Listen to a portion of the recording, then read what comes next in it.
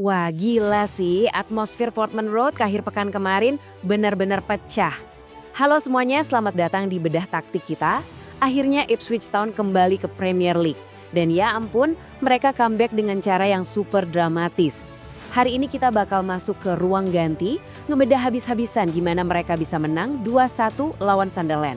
Kita nggak cuma ngomongin skor akhir loh ya, tapi kita bakal bongkar sistem taktiknya, ngulik datanya, dan ngebahas momen-momen krusial yang bikin pertandingan ini jadi salah satu yang terbaik di pekan pembuka. Yuk kita mulai!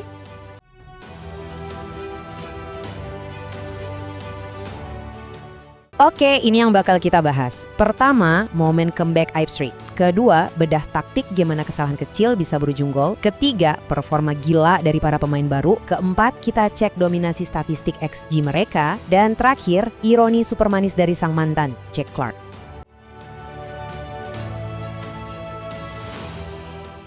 Langsung aja kita masuk ke bagian pertama, kembalinya Ipswich ke Premier League. Coba bayangin, kalian ada di stadion, momentumnya bener-bener naik turun kayak roller coaster. Menit ke-24, darah segar Ipswich, Emerson sukses bikin gol pembuka. Pecah dong seisi stadion, impian fans jadi nyata. Tapi Sunderland ini jelas nggak mau diam aja. Menit 39, Angulo tiba-tiba ngebungkam Portman Road lewat gol balasan. Terus pas semua orang mikir laga ini bakal berakhir imbang, bam! Kayak naskah film Hollywood, Jack Clarke muncul di menit 90 buat ngunci 3 poin. Ketahanan mental skuad Ipswich ini benar-benar di luar nalar sih. Lanjut ke bagian 2. Mari kita bedah taktiknya. Gimana kesalahan kecil bisa langsung dihukum gol? Gini ya, di level Premier League, margin of error tuh nyaris 0. Kamu lengah sedetik aja di area pertahanan, kelar urusannya. Proses gol pertama ini contoh sempurnanya. Back Sunderland, Luke O'Nien, ngasih umpan yang terlalu longgar dari belakang. Ipswich langsung nyium darah. Julio Enciso bereaksi kilat, motong bola, terus bawa lari lewatin Dan Ballard. Dan yang bikin saya kagum, di langkah terakhir, Enciso ini nggak egois. Dia ngelihat ruang kosong dan ngasih umpan tarik manis yang tinggal diselesaikan sama Emerson. Ini tuh masterclass high pressing. Maksa lawan bikin salah dan dihukum tanpa ampun. Tapi ya, kita juga harus fair dan ngasih tepuk tangan buat Sunderland. Sebelum turun minum, mereka ngasih respons lewat momen magis murni. Tendangan bebas Nelson Angulo di menit ke-39 itu, wah sensasional abis. Bolanya nyium mistar dulu sebelum masuk. Kalau udah kayak gini, sistem pertahanan sesolid apapun nggak bakal ngaruh. Kiper Ipswich, Kjell Sharpen cuma bisa pasrah. Ini ngebuktiin kalau taktik brilian kadang bisa patah gitu aja sama jeniusnya skill individu. Tapi hebatnya Ipswich ini cepat belajar.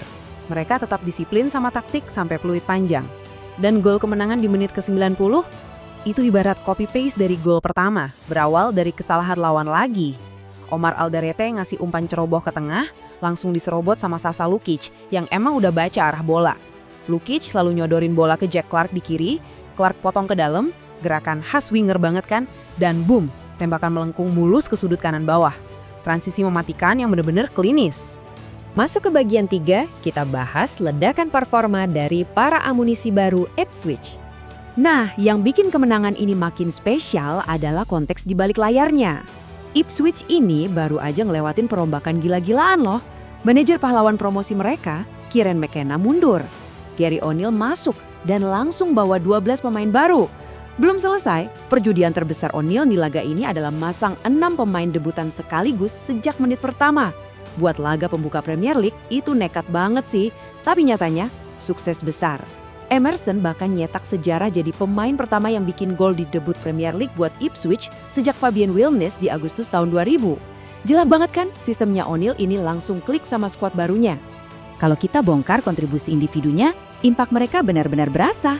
Julio Enciso selain bikin assist, dia nyatet 3 tembakan, 6 kali sentuh bola di kotak penalti lawan, dan 4 kali sukses ngelewatin lawan. Dia ini jadi teror konstan buat back Sunderland. Terus ada Abdul Fatawu. Wah, ini si monster di lini tengah. Bikin 2 peluang matang dan menangin 10 duel fisik, paling tinggi di tim. Kombinasi 2 pemain ini ngasih Ipswich keseimbangan yang pas banget antara kreativitas serangan dan adu otot. Lanjut ke bagian 4, kita bedah statistik penentunya, dominasi angka XG. Oke, Buat yang suka data, mari kita ngomongin expected goals atau XG. Singkatnya, XG ini ngukur seberapa bagus kualitas peluang sebuah tim. Dan datanya bicara lantang. Ipswich nyatet XG 1.74, ninggalin Sunderland yang cuma dapat 0.76. Jauh kan bedanya? Ini ngebuktiin kalau kemenangan Ipswich itu bukan kebetulan atau hoki semata. Taktik mereka beneran lebih jago dalam ngebongkar pertahanan dan nyiptain peluang matang di area bahaya. Mereka mendikte permainan. Biar lebih kebayang, bandingin aja total tembakannya. Sunderland emang lebih rajin nembak, 11 kali berbanding 10 kali milik Ipswich. Tapi ingat XG tadi kan, tembakan Sunderland itu mayoritas bukan dari skema taktik yang rapi. Mereka benar-benar ketolong sama tendangan bebas ajaibnya Angulo. Sebaliknya, dari 10 tembakan Ipswich, 3 diantaranya on target dan berasal dari penetrasi yang ngacak-ngacak sepertiga akhir lawan. Sekali lagi, kualitas peluang selalu menang lawan kuantitas. Dan akhirnya, bagian 5. Kisah ironi paling manis dari sang mantan, Jack Clarke. 114. Kalian mungkin mikir, ini angka apaan sih? Usut punya usut, ini adalah total penampilan Jack Clarke buat Sunderland, lawannya malam itu, di semua kompetisi. Sebelum akhirnya dia pindah. Bayangin, mantan pemain andalan, masuk dari bangku cadangan, malah jadi mimpi buruk buat mantan klubnya di menit ke-90. Bener-bener definisi mantan membawa luka buat Sunderland, tapi bawa kebahagiaan luar biasa buat publik Portman Road. Dan asal kalian tahu, ini bukan cuma gol 3 poin biasa. Gol melengkung itu adalah gol perdana Clarke di Premier League. Lebih gilanya lagi, gol itu mematahkan kutukan. Yap, ini adalah kemenangan pertama Ipswich di laga pembuka kasta tertinggi sejak musim 1993-94, waktu mereka ngelibas Oldham Athletic 3-0. Sebelum ini mereka kalah melulu di 4 laga pembuka secara beruntun. Malam itu sejarah baru benar-benar tercipta. Nah, sebelum kita udahan, ada satu pertanyaan menarik nih buat dipikirin. Gary O'Neill udah ngambil resiko besar, merombak skuad, masukin 6 debutan, dan masang sistem pressing yang terbukti bikin lawan kelabakan. Ditambah mental pantang menyerah sampai menit 90, menurut kalian, seberapa jauh Ipswich Town bakal melaju musim ini? Apa kemenangan ini cuma sekedar euforia laga pembuka? Atau The Tractor Boys emang bakal jadi kuda hitam yang ngerepotin tim-tim besar?